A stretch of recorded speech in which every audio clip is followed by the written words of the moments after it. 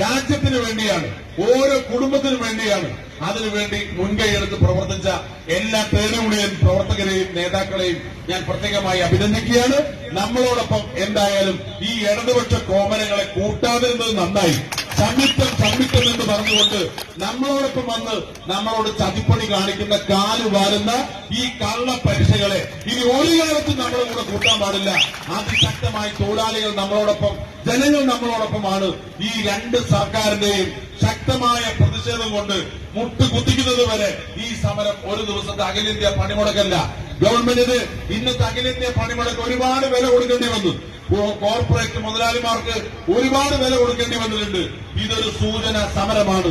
ഇനിയുള്ള നാളുകളിൽ ഈ തൊഴിലാളി ദ്രോഹ നടപടികൾ അവസാനിപ്പിച്ചിട്ടില്ലെങ്കിൽ രണ്ട് സർക്കാരിനെയും വരച്ച വരയിൽ നിർത്താനുള്ള കപ്പാസിറ്റി, കഴിവ് ഈ രാജ്യത്തെ തൊഴിലാളികൾക്കുണ്ട്.